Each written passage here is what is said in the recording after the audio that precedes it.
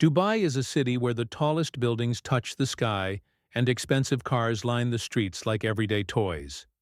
It's a place where money speaks loudly, but sometimes quiet stories are the ones that matter most. Layla Al-Fulan knew the city very well. She was one of the most successful women in the Middle East, a self-made millionaire, confident, graceful, and deeply respected. People often said she had the mind of a businessman and the heart of a poet. One hot morning, Layla was getting ready for an important investor meeting on the top floor of her corporate tower. Everything had to be perfect. Her assistant handed her the schedule. Her team was waiting. Millions of dollars were on the table. She wore a cream-colored suit that matched the warm golden tone of her skin. Her heels clicked softly on the marble floors as she walked through the lobby. As she waited for the elevator, she noticed something very ordinary, something that everyone else might have ignored. A janitor was polishing the floors quietly, wearing a simple blue uniform, his back slightly bent from years of work. He had a calm energy, like someone who was used to being invisible. But something about the way he moved, graceful, focused, caught Layla's attention for just a moment. She smiled at him politely and said, "Sabah al-khair," which means "good morning" in Arabic. To her surprise, he looked up, smiled back, and replied, "Sabah al-Nur," the traditional response, spoken with perfect pronunciation and an elegant accent that sounded almost poetic. Layla paused. That wasn't the flat, mechanical reply she usually got from non-native speakers. This was smooth, almost too perfect. She tilted her head slightly, curious. She decided to test something.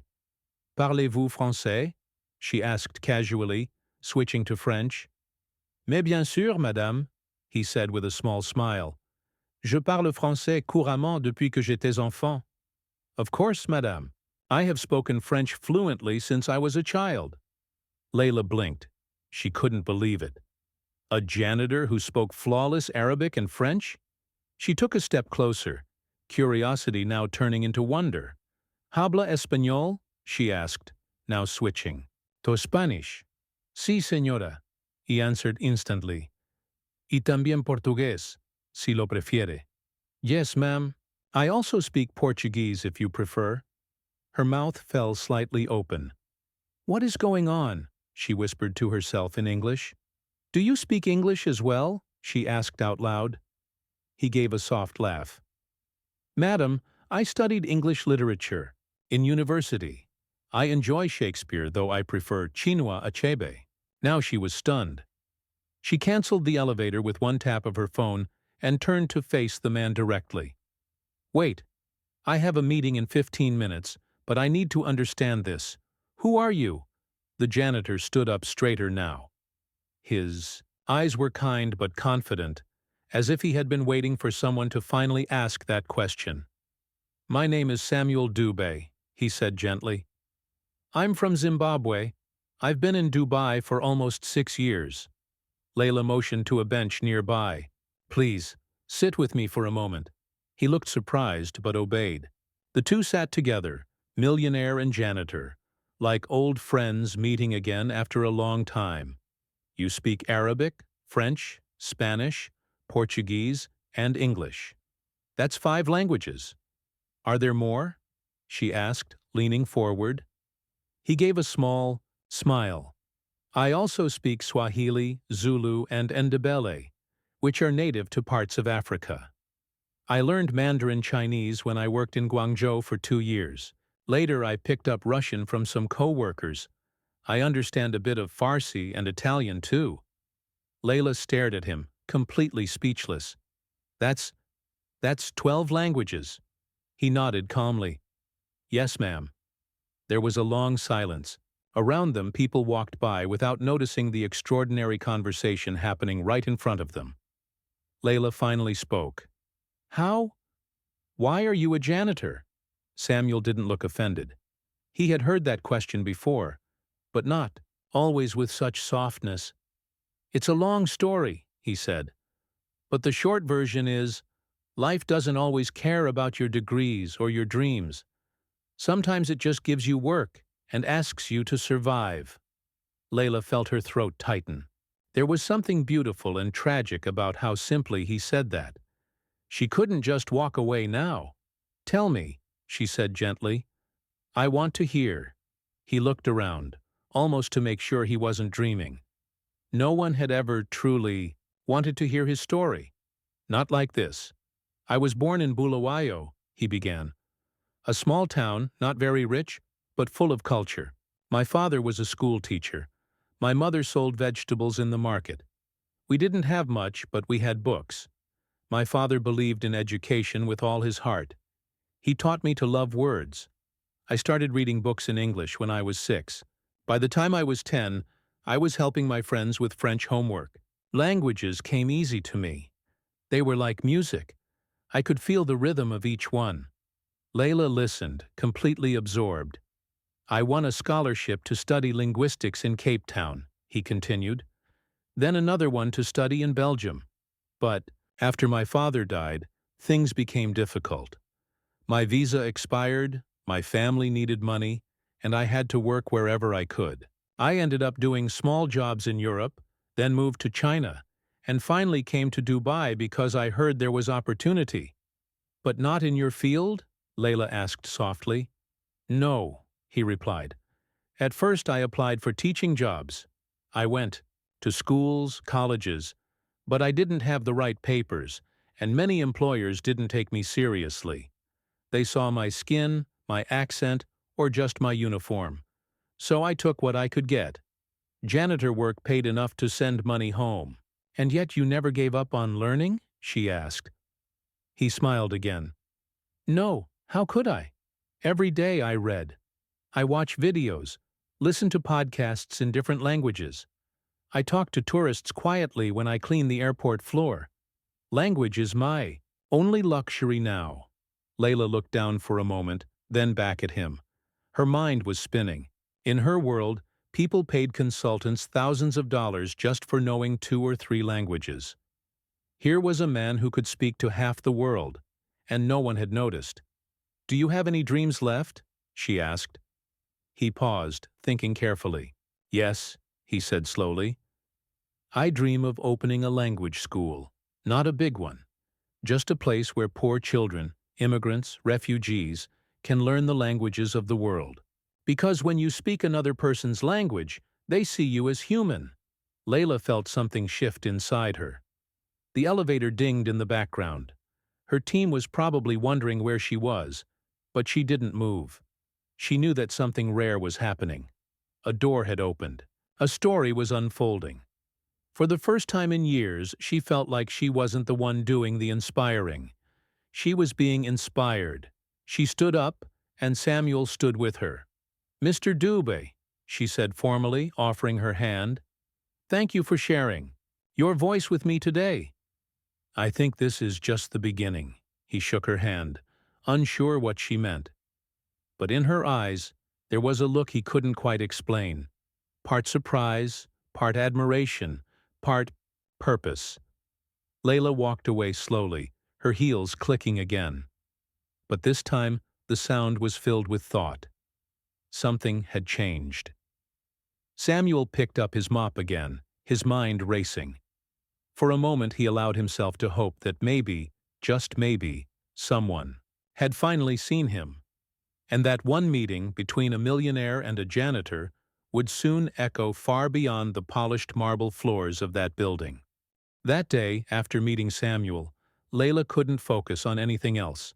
Her mind kept drifting back to the quiet janitor with the calm voice and the mind of a scholar. Her team noticed she was distracted during the investor meeting. She still spoke clearly, still impressed the guests, and still signed the deal. But something was different. Her heart had gone somewhere else. She kept hearing Samuel's words in her head. "Life doesn't always care about your degrees or your dreams." She had never heard such truth said with such peace. That night, Layla sat alone on her rooftop terrace. The city lights below her twinkled like a sea of golden stars. She held a glass of mint tea in her hands, but it had gone cold. She wasn't thinking about money or property or business plans. She was thinking about how the world decides who gets seen and who doesn't. She had walked past hundreds of janitors, drivers, and security guards in her life. But today, one of them had become unforgettable. The next morning, she returned to the office early before her meeting started. She went down to the lobby and asked the front desk staff about Samuel. They didn't even know his last name. "Just a cleaning guy," one of them shrugged. "Always on time. Doesn't talk much." That made Layla even more curious. How could someone so gifted stay so hidden? After some checking, she found the cleaning company that hired Samuel and asked to speak to the manager. At first, the manager was nervous, thinking maybe Samuel was in trouble. Layla quickly calmed him and said, No, I just want to talk to him again, privately." Later that afternoon, Samuel was called to the 34th floor, confused and slightly nervous. He thought maybe he had missed a spot while cleaning. When he entered the room and saw Layla waiting for him with 2 chairs and fresh coffee, he relaxed. A little. She smiled warmly and offered him a seat. "Samuel," she said softly, "I can't stop thinking about what you told me yesterday.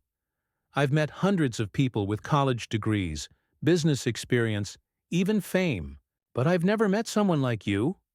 He looked down, embarrassed. "I was just doing my job, madam," she shook her head. "No, you were sharing something rare, something important. I believe people like you shouldn't be cleaning offices. You should be teaching in them." He laughed gently. "I used to believe that too. But life teaches you to accept things. I used to fight it.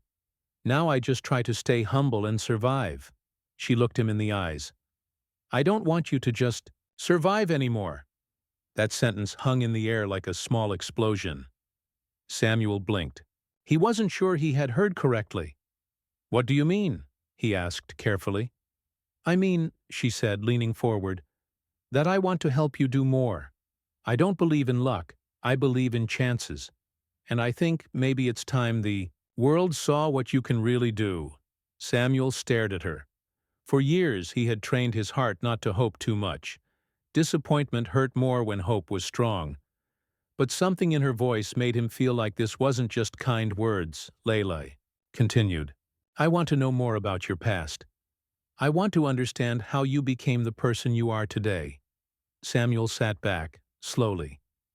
He took a deep breath and began telling her the story he had carried inside for so many years. He told her about his childhood in Zimbabwe, where he grew up in a one-room house with 6 siblings. He described how his father would bring home old newspapers and books from school, and how they would sit by candlelight reading out loud together. He spoke about how he memorized English poems and African proverbs, how his teachers noticed his unusual ability with languages. He had a gift, not just to understand them, but to feel them, to speak them in a way that sounded natural. He talked about getting accepted into the University of Cape Town and how proud his village was.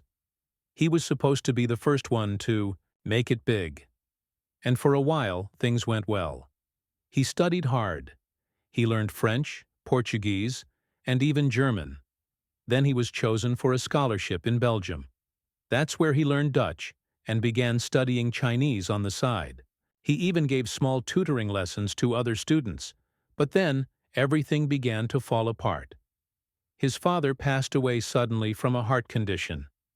His mother grew sick with grief and had no one to help with the younger children. Samuel had to leave Belgium to go back home. After that, getting another visa became nearly impossible. He tried every way he could. Some rejections came with no explanation. Others simply never replied. To survive, he took small translation jobs online. But the money wasn't enough. He flew to China to work in a factory where he used his Chinese to help with communication between workers. But again, visas and work permits became a problem. Eventually, he made his way to the UAE, where a friend told him there were jobs, even if they were simple, so he became a janitor. At first he thought it would be temporary, just a few months, but months became years. People stopped asking about his past. Everyone assumed he was just a cleaner. No one asked what he knew, what he had studied, what he could do.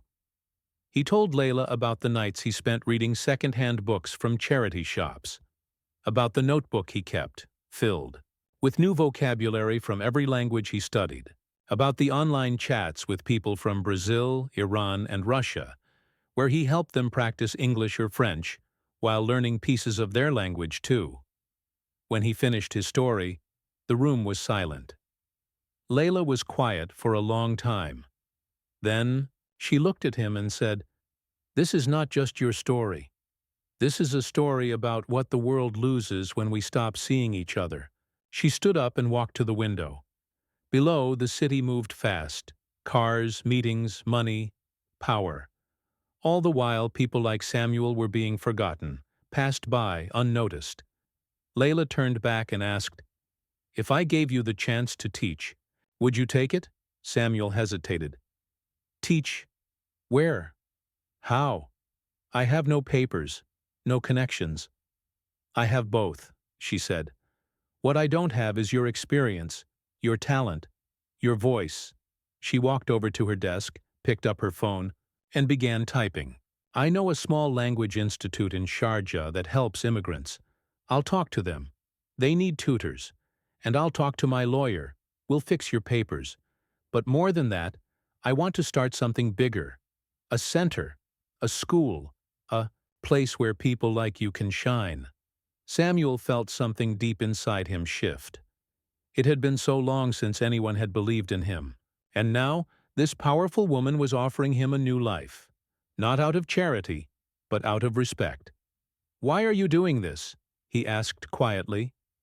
Layla smiled. "Because someone once helped me when I had nothing.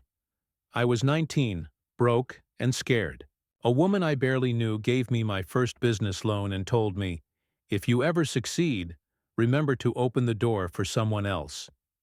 I think this is me opening that door." Samuel's eyes filled with tears, but he blinked them away quickly. He stood up and extended his hand. "Then let's walk through it," he said. And with that handshake, a new chapter began. Not just in Samuel's life, but in Layla's as well. Because sometimes, the person you lift up ends up lifting the world with you. The story of a janitor who spoke 12 languages was no longer just a secret between two people. Soon it would echo across the city, and beyond. The next few days were different for both Layla and Samuel. Something had started between them. Not a friendship in the usual way, but a connection built on respect, hope, and something deeper: purpose. For Layla, every morning now began with thoughts of the project she couldn't stop imagining. For Samuel, every day suddenly felt brighter, even though he still wore the same blue uniform and pushed the same mop across the same marble floors. Layla didn't waste time. She was known in the business world for being fast, sharp, and unstoppable when she believed in something. And now, she believed in Samuel. One afternoon, she invited him to her personal office again. This time, he was no longer nervous. He even wore a clean white shirt and had polished shoes. He still looked simple, but something in his walk had changed. It was the walk of a man who had started to believe in himself again. Layla smiled when he entered. "Samuel, I have news," she said excitedly. "I spoke with a language center in Sharjah. They were shocked when I told them about you. They said they'd love to meet you. I also called in a friend from the Ministry of Education. They might help us with something much bigger." Samuel sat down slowly, still taking it all in. "Bigger than what?" Layla leaned forward. Her eyes sparkled. "I want to start a language and cultural center. With you." He didn't respond right away. He wasn't sure he had heard her correctly. "Me?" he asked. "Yes. You'll be the soul of it. The teacher, the guide. I'll be the one behind the scenes, setting it up, funding it, making sure the doors open. But it will be your vision, your method, your name." Samuel looked down. His hands were shaking slightly. He wasn't used to being seen this way, as a leader, as someone who could change lives. I don't even have a degree in my hand, he whispered. Just stories in my head, Layla nodded. And those stories are worth more than any paper. Your experience, your passion, your knowledge, they're real. That's what matters. She walked over to her shelf and picked up a thick file. Inside were drawings, plans, and a draft name. The Polylingua Foundation. Samuel took the file with both hands as if it were something sacred. He looked at the sketches, colorful classrooms, a library, computer labs, and even a small stage for cultural performances. This will be a place for children, immigrants, refugees, and even adults who want to connect through language. Layla explained, "We'll offer classes in Arabic, English, French, Mandarin, Portuguese, Swahili, and more. And the teachers? People like you. People the world forgot, but who have not forgotten themselves." Samuel looked up. His eyes were filled with wonder. "You're serious," he said. She smiled. "Dead serious." A week later, Layla arranged a visit to the Sharjah Language Center. She told Samuel to meet her there on his day off. He arrived, early, wearing his best shirt and the warmest smile he could find. Inside, the director of the center, a kind Lebanese man named Mr. Amin, welcomed them both. After some tea and polite conversation, Layla asked Samuel to show them what he could do. At first, he was shy. But when Mr. Amin tested his French and Samuel answered like a Paris-born scholar, the room grew quiet. Then they moved to Spanish, then Portuguese, then Mandarin. Each time, Samuel responded with not only the right words, but the right tone, rhythm, and emotion. By the end of it, even Mr. Amin was smiling like a child. "Incredible," he said. "I've worked with translators. For 30 years. I've never seen anyone like you." Samuel looked down, shy again. But Layla put her hand on his shoulder. "He's more than a translator," she said. "He's a teacher. A bridge." That night Layla couldn't sleep. Her brain kept running like a train with no brakes. She stayed up making calls, talking, to architects, and even emailing old university friends who now worked in cultural ministries. She told them about Samuel, about the plan, about how they could be part of something beautiful, and one by one people started saying yes. 3 weeks later, Layla brought Samuel to an old office building not far from Dubai Creek. It used to be a community bank. Now it stood empty, its walls dusty, windows cracked. Layla opened the doors and said, "This could be the place." Samuel looked around. He could already imagine it. The halls filled with voices, each one speaking a different language. He saw children writing on whiteboards, adults laughing during practice sessions, music from different countries filling the air. "Can we really do this?" he asked quietly. Layla nodded. "We can, and we will." Construction began within the month. Layla paid for everything without hesitation. She hired designers who understood how to build not just classrooms, but spaces that felt like home. Samuel was involved in every decision. The colors, the layout, the furniture, even the books. For the first time in years, he was not just working, he was creating. At the same time, Layla used her connections to solve his paperwork problems.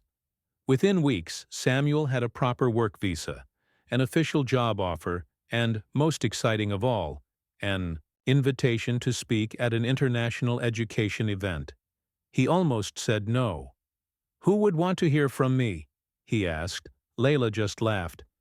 "Samuel, your story is the reason people will listen." So he said yes. The event was held in a glass building with tall ceilings and rows of chairs filled with scholars, teachers, and officials from all over the world. Samuel wore a dark suit Layla had given him as a gift. His hands trembled as he stepped onto the stage. But then he looked at Layla in the front row. She gave him a small nod. He began to speak, not loudly, not dramatically, but with the calm, truthfulness that had first caught Layla's attention. "I used to clean your buildings," he said. "Now I am building something of my own. Not because I fought harder than others, but because someone finally stopped to listen." He told them about his life, the languages he had learned, the people he had met, the dreams he had buried and now dared to dig up again. The room was silent. Then applause, loud, long, real. Reporters came up to him afterward. So did teachers and translators, even some who had once been janitors too. A woman from Ghana said, "I thought I was the only one living two lives at once." A man from Lebanon said, "You spoke for all of us." News spread quickly. Newspapers ran the headline, "The janitor who spoke 12 languages." A clip of his speech went viral. People all over the world shared it, saying things like, "I showed this to my son. Now he wants to learn Swahili." Or, "This man reminded me that we are all more than—" After Samuel's speech went viral, everything started changing. Not just in his life, but in the lives of many people around the world. His story touched hearts. People saw themselves in his words. They saw hope where they had once felt hopeless. Messages came flooding in from every corner of the world. Nigeria, Brazil, India, the Philippines, even small villages in Eastern Europe. Some said, "You gave me courage." Others said, "I used to be ashamed of my job, but now I feel proud." Samuel was shocked. He never expected so many people to care. For years he had worked quietly in the background. Now, suddenly people were calling him a hero. But he didn't feel like one. He still remembered the nights he went to sleep hungry, the mornings he stood in line for job interviews only to be turned away. He had been invisible for so long, it was hard to believe he was now seen. Layla kept everything organized. She was used to attention, to cameras, to meetings. But she had never done anything like this before. This wasn't about money or profit. This was about meaning. She made sure the Polylingua Foundation was registered properly as a non-profit center. She hired staff who truly cared. She built a small media team to handle interviews, emails, and even student sign-ups. She told everyone, "This is not about making Samuel famous. It's about using his story to open the door for others." As the new center was being completed, they received over 1,000 messages from people wanting to join. Some wanted to teach. Others wanted to learn. Many wanted to donate. A woman from Sudan wrote, "I speak 4 languages, but I work as a cleaner in a hotel. I never thought anyone would want to learn from me." A man from Afghanistan wrote, "I fled my country. I have no papers, but I can teach Persian, Urdu, and Arabic. Can I help?" Samuel read each message carefully. He felt their pain, their dreams, their hope.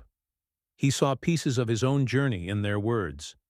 So he told Layla, "Let's not just open this center. Let's open many. Maybe one in each major city. One day, maybe each country." She smiled. "Let's build the first. One perfectly. Then we'll grow." The first Polylingua Center opened on a warm evening in March. The building had been fully transformed. The walls were now painted with flags, quotes, and smiling faces. There was a small stage in the front room. In the hallway, there were posters, in over 20 languages saying, "You are welcome here." On the first day, over 300 people came. Some were children holding their parents' hands. Some were older people in simple clothes, shy but excited. The media was there too, reporters with cameras and microphones. But Samuel didn't focus on them. He focused on the students. He gave a small speech to start. This time he wasn't nervous. He said, "Language connects us. It removes fear. It builds peace. Here, we won't ask where you come from.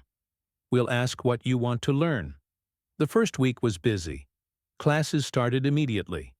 People came to learn Arabic, English, French, and even Amharic. There were conversation circles, pronunciation games, and even music lessons in different languages. Some classes were taught by professors, others were taught by former waiters, taxi drivers, or guards, people who never got the chance to be seen for who they truly were. Samuel didn't just teach, he listened. Every day he talked to students one by one. He learned their stories. A man named Yusuf, who cleaned glass towers in the city, told him, "I used to be a teacher in Syria. Then the war came. Here, I'm just a cleaner." Samuel smiled and said, "Not anymore. You're a teacher again." He offered him a small class the next week. Layla watched everything silently from the background. She didn't like being in the spotlight for this project. She said, "This is Samuel's light. Let it shine." But the truth was, her efforts were the backbone of the whole operation. Without her, there would be no building, no funding, no paperwork, no media, nothing. One night, after a long day, Samuel and Layla sat on the rooftop of the center. They drank tea and looked at the moon above. The city below was still busy, but in that moment, it felt peaceful.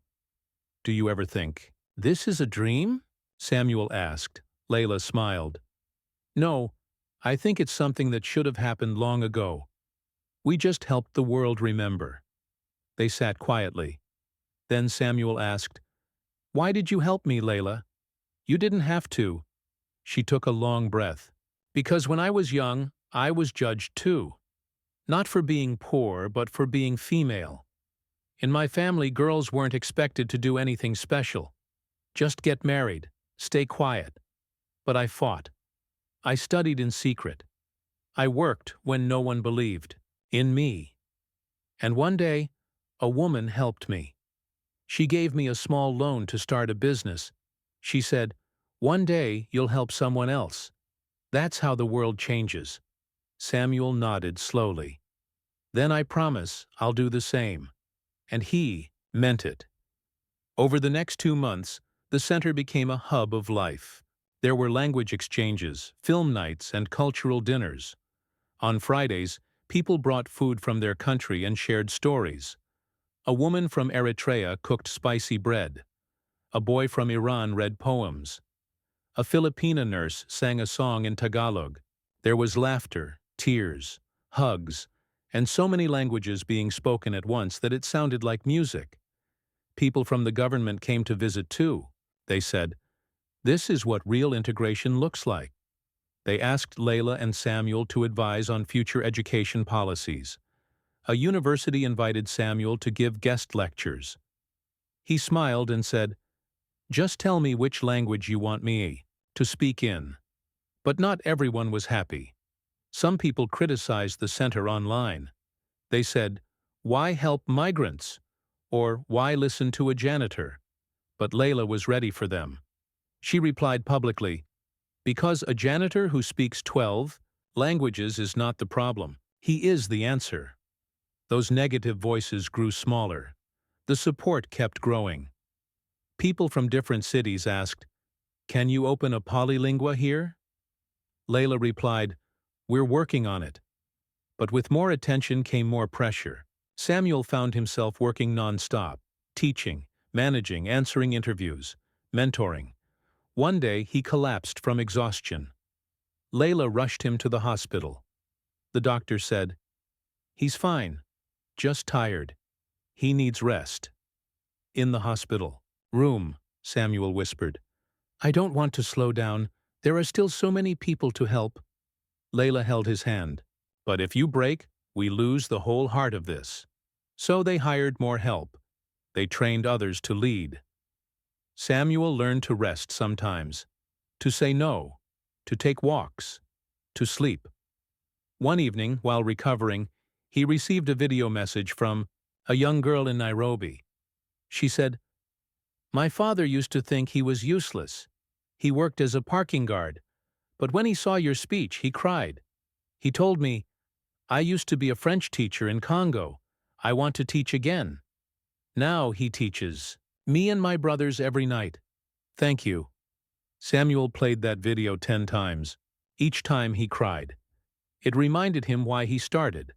After he recovered, he returned to the center stronger, and with new ideas. He told Layla, "Let's start an online platform. People can learn from anywhere." So they did. They created virtual classes. People from as far as Colombia and Indonesia joined. Teachers in the UAE were now guiding students in villages thousands of kilometers away. All they needed was a phone and hope. Then something unexpected happened. One day Layla received a call from a prince in Saudi Arabia. He said, "We saw your story. We want to support you. We'll help fund 5 more centers. Let's take this vision across the region." Layla was shocked. "Are you serious?" she asked. "Yes," he replied. "The world needs more Samuels, and more people like you who believe in them." Soon after, things moved quickly. Plans were made for new polylingua centers in Riyadh, Cairo, Amman, Casablanca, and even a small one in rural Oman.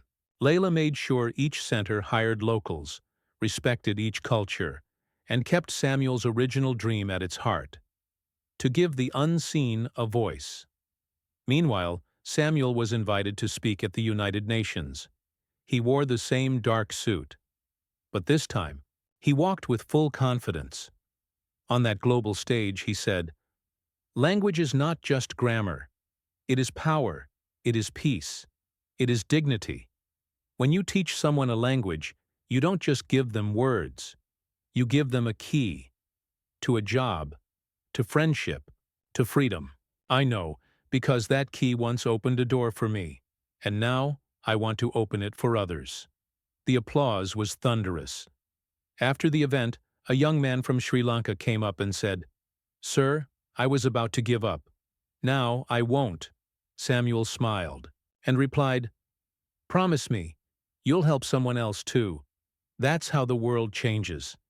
And just like that, the janitor who once walked with his eyes on the floor now walked with the world at his feet, not because he chased fame, but because he had stayed true to something simple and powerful: the belief that every human has value and every voice deserves to be heard. Years passed, but the story of Samuel never faded. In fact, it grew stronger, just like the dream he once thought was impossible. From one small center in Dubai, the Polylingua Foundation had now opened 12 branches across different countries. People came from everywhere, not just to learn a language but to feel human again. They came to find respect, connection, and confidence. Samuel had now become a well-known name in education, but he was still the same person inside. He still woke up early. He still spoke gently. He still listened more than he talked. Fame had not changed him. It had only made him more humble. Every year the foundation held a special gathering. They called it Voices of the World. People from all over the globe attended. They sang songs in many languages, told stories of how learning a new language changed their life, and shared food and laughter. Layla would sit beside Samuel and watch with pride. At one of these gatherings, a young boy came up to the stage. He was about 10 years old. His name was Kareem. He said into the mic, "My father used to cry every night because he couldn't find a job. Then he came to Polylingua. He learned English and now he works at a hotel." He smiles again. "Thank you, Mr. Samuel." Samuel didn't say anything. He just walked up, hugged the boy, and looked out at the crowd. Some people were crying. Some were smiling. All were listening. He said only one sentence that evening: "Language can change a life, just like someone once changed mine." After the event, Layla and Samuel sat under the stars again, just like they had done years before on the roof. The city had changed. The buildings were taller. The streets were busier. But that quiet friendship between them stayed the same. "Samuel," Layla said, "have you ever thought of writing a book? Your story could inspire people even after we're gone." He nodded slowly. "Yes, but not just about me. I want to write the stories of others. The teacher from Syria, the boy from Kenya, the nurse from the Philippines. Their voices matter." Layla agreed. So they started. Samuel began collecting stories. He traveled to every polylingua center and sat down with people, listening, asking, writing. Some stories were happy, some were sad, all were powerful. It took 2 years, but finally the book was ready. The title was simple: More Than Words. It was published in 5 languages at once: English, Arabic, French, Spanish, and Swahili. The book quickly became popular. Schools used it in classrooms. NGOs used it in workshops. It wasn't just a book, it was a movement. One story in the book was about a girl named Hannah from Jordan. She had never left her village. She used to be afraid of people from other countries. She thought they were strange. Then she joined Polylingua. Her first class was with a woman from Ethiopia. At first, they just exchanged greetings. Then they shared snacks. Then stories. Then tears. In the book, Hannah wrote, "I used to live in a small world. Now my world is big, colorful, and full of friends." Stories like Hannah's were everywhere, and slowly governments took notice. Policies began to change. Some countries started offering free language education to immigrants. Others invited Samuel to help train teachers. He was even invited to a private meeting with the Secretary General of the United Nations. At that meeting, the secretary said, "Mr. Samuel, your story teaches us that peace begins with understanding, and understanding begins with language." Samuel simply said, "And language begins when someone listens." But even as the world celebrated him, Samuel remained grounded. He still walked the halls of the original center in Dubai every week. He still joined classes when someone was absent. He still remembered every janitor by name, greeting them in their own language. For him, fame was never the goal. It was just a door, and now he used it to open more doors for others. One afternoon, Samuel received a letter from his old boss at the cleaning company. The man wrote, "Dear Samuel, I watched your speech at the United Nations. I cried. I remember the day you were mopping the floor and humming in 3 different languages. I never asked about your story. I regret that now. You were right in front of us, and we didn't see you. I hope you forgive me. And I hope you know, I'm proud of you." Samuel read the letter quietly. Then he folded it and placed it in a wooden box where he kept all the letters, photos, and memories from his journey. That box had become his treasure. A few months later, something beautiful happened. Layla announced that a large international university wanted to name a building after Samuel. She told him, "It's their new language and cultural studies department. They want it to be called the Samuel Obasi Hall." He laughed softly. "Obasi? I haven't heard someone say my last name in years." Layla smiled. "Now the whole world will know it." The university held a grand event. Students lined up to take pictures with Samuel. Professors gave speeches about his impact. And then a small girl stood on stage, maybe 8 years old. She was from India. She said, "Because of Mr. Samuel, I'm not afraid to speak anymore. I want to be a language teacher when I grow up." That night, Samuel cried quietly in his hotel room. Not because he was sad, but because he never imagined this life. He never dreamed this far. From pushing a mop to standing on a stage, it felt like magic. But deep down, he knew it wasn't magic. It was kindness. It was belief. It was one woman stopping to listen to a janitor. That was where everything had changed. One evening, back in Dubai, Layla invited Samuel for dinner at her home. It was the first time he had visited. Her house was simple but elegant, filled with books and art from around the world. After dinner, she handed him a small box. He opened it slowly. Inside was a golden pin shaped like a globe. Around the globe, 12 tiny flags were engraved, representing the 12 languages he spoke. Samuel looked at it, then at her. "It's beautiful," he said. "It's yours," she replied. "You once said you had no medals.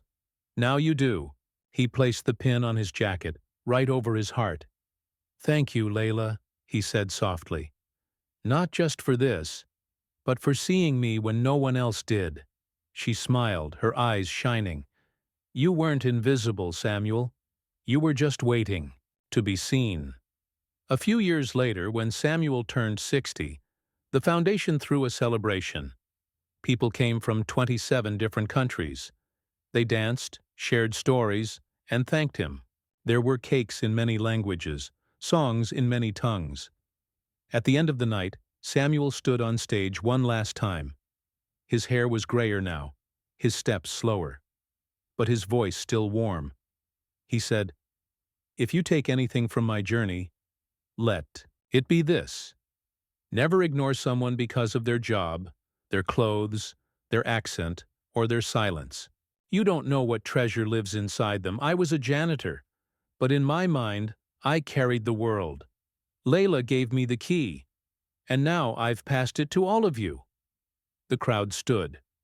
Everyone clapped, some with tears in their eyes. After that night, Samuel began to step back from public life. He said it was time for others to lead. He mentored young leaders, trained teachers, and wrote letters of encouragement to new students. And one morning, many years later, when he was an old man, he walked into the original center, now painted fresh, filled with new faces, and still echoing with many languages. A little boy ran up to him and asked, "Sir, are you the man who started all this?" Samuel smiled and said, "No, son, I'm just the man who believed in someone who believed in me." And the boy said, "One day, I want to believe in someone, too." Samuel laughed. "Then you've already started." That day, he sat in the back of a classroom, listening to a young teacher give a lesson in Portuguese. The students were laughing, learning, connecting. He closed his eyes for a moment and listened to the sounds around him. Words, laughter, hope. And he thought, this is what heaven must sound like.